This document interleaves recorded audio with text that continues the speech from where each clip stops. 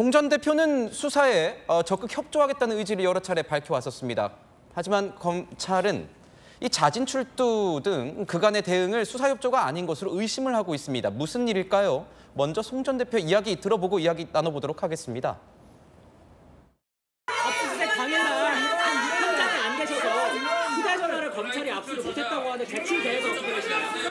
휴대전화를 검찰에 제출해야 될 상황이 아니었지 않습니까? 저 현장에 없었으니까 다음에 제출했습니다. 제출하셨습니까? 했습니다. 다음 날 제출했습니다.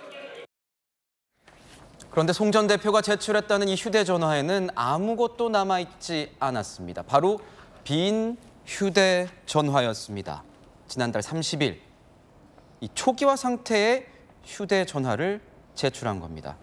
검찰은 수사에 진정으로 협조한다고 보기 어렵다라고 얘기를 했습니다. 초기화 상태라면 연락처, 그리고 통화 내용, 문자 메시지 등이 모두 삭제가 됐을 것으로 보이는데 박성배 변호사님, 왜 그랬을까요? 이러면은 증거인멸 정황인 거 아니겠습니까? 어떻게 보십니까? 압수수색 그중에서도 휴대전화 압수수색이 계속 진행돼 오고 있다 보니 압수수색 대상자들의 대처 방식도 다양화돼 가고 있는 것 같습니다.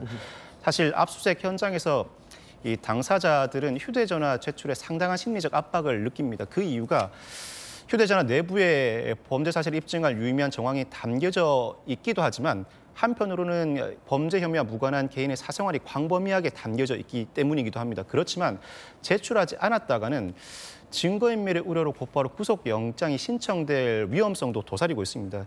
그 때문에 상당히 고민하게 되는데 송영길 전 대표는 일단 제출은 합니다. 그렇지만 초기화된 휴대전화를 제출하게 되는데 이 초기화된 휴대전화를 제출하면서 찾으려면 찾아보라는 입장을 내비치고 있는 것 같습니다. 즉 일종의 피의자의 방어권 행사의 수단으로서 이와 같은 행위를 한 것으로 보이는데 사실 이전부터 흔히 보는 방식은 아닌 것 같습니다. 이를 두고 검찰과 법원이 어떻게 판단할지 귀추가 주목되는데 아마 이 휴대전화 외에도 이 혐의를 입증할 만한 다양한 증거와 정황이 이미 확보된 상태라면 이 행위 자체는 충분히 증거인멸의 우려, 즉 구속영장 발부 사유로 해서 증거인멸 우려로 충분히 평가할 수 있을 여지가 다분해 보입니다. 그 위험성을 무릅쓰고 이와 같은 행동을 한 것으로 보이고 이 행동이 향후 수사와 재판에 어떤 영향을 미칠지는 지켜봐야 할 것 같습니다.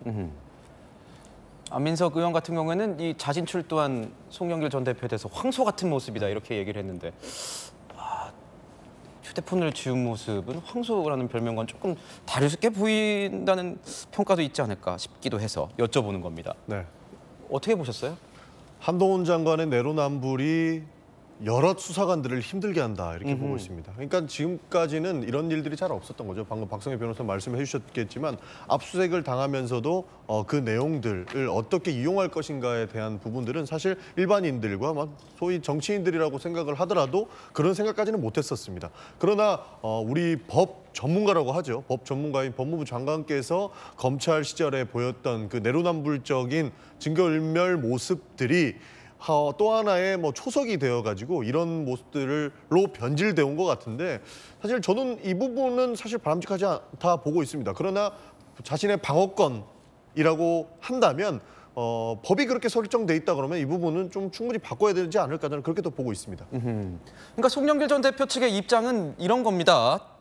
헌법상 피의자의 방어권은 수백 년간 피 흘려 싸워온 민주주의 기본 토대라고 말한 한동훈 장관의 말 그대로 원용하겠다. 이렇게 입장을 밝힌 겁니다. 전주혜 의원님은 어떻게 보셨습니까? 궤변이죠. 궤변이다. 왜냐하면 지금 증거인멸과 방어권 행사를 구분을 못하는 거예요. 그러니까 뭐냐면 휴대전화를 제출을 했는데 비번을 안 알려주는 거 이거는 방어권 행사라고 볼 수 있습니다. 뭐 그걸 안 한다고 해서 어떤 증거를 조작하고 인멸하고 그런 게 아니지 않습니까? 그래서 이거는 헌법상의 그런 보장된 권리를 행사하는 것이다 이렇게 볼 수 있어요. 그런데 지금 초기화된 핸드폰을 이렇게 내면서 이게 이제 여기에 있는 내용을 다 지우고 이 초기화된다는 초기화된 것을 제출했다는 거는 이거는 아까 박성배 변호사님 이야기하신 것처럼 이건 증거 인멸이죠. 그렇기 때문에 이거는 수사 결과에 따라서는 정말 이거는 구속 사유, 증거 인멸의 염려가 굉장히 큰 것이고요. 그래서 이게 지금 계속 지금 뭐 이런 야당 측에서는 계속 이렇게 쟁점을 흐리는 발언을 하고 있는데 저는 이거는 좀 삼가해 주시면 좋겠다. 그러니까 뭐냐면 이게 비번을 안 알려주는 거는 아무튼 정당한 방어권 행사로 볼 수 있고요. 어허. 그런데 지웠다? 지웠다는 게 중요한 거 아닙니까? 지웠다는 건 증거인멸을 해서 이거를 지금 잘못된 맥락에서 갖다 대는 것이라는 얘기를 하고요. 그다음에 송영길 대표가 분명히 얘기했잖아요. 검찰 수사 협조하겠다고. 그 협조하겠다는 그 태도가 저런 건 아니죠. 쇼죠, 저. 자진 출두한 것도 쇼. 나를 구속해 주십시오 얘기했잖아요. 이것도 정치 쇼 그냥 아주 신나게 하고 오신 거예요. 그리고는 오히려 그 물밑에서는 이렇게 오히려 앞과 뒤가 다른 이런 초기화된 핸드폰을 내고 그리고 또 범행 부인하고 지금 이런 것이 사실 굉장히 상반되는 이러한 태도를 보이고 있고 뭐 이런 것이 겹겹이 쌓이면 나중에 뭐 경우에 따라서는 영장 청구가 됐을 때 굉장히 불리하게 작용할 가능성이 크다. 이렇게 생각됩니다. 휴대전화를 정당한 줘도 방어권 행사가 아니에요, 이거는. 그렇군요. 휴대전화를 줘도 디가우징이나 아니면 초기화를 시킨 이런 휴대전화를 주는 건 뭔가 증거인멸의 가능성이 높고 하지만 휴대전화를 줘도 이 방어권 차원에서 비번 정도를 안 알려주는 거는 헌법이 보장한 어떤 그렇죠. 측면이 그거는 있다. 여러 가지 뭐 이재명 그때 당대표가 2016년 그 대선 당시였나요? 그때 해경군 김 씨였나요?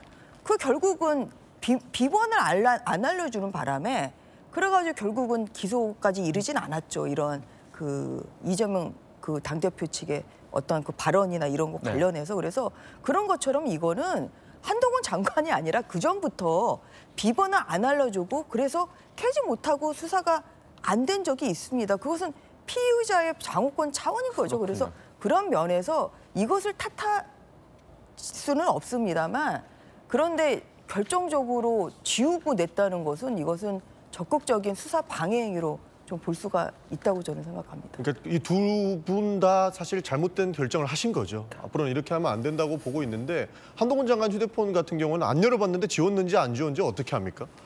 그것도 증거를 인멸했는지 안 했는지 휴대폰 비밀번호를 안 알려줘서 못 열어봤다는 거 아닙니까?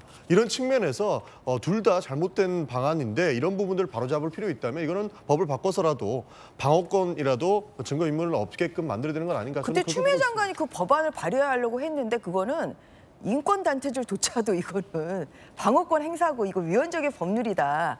이렇게 해가지고 발의가 안 됐습니다. 그래서 이 피의자의 방어권 행사 자체를 이것을 비판하기는 좀 어려울 것 같습니다. 네.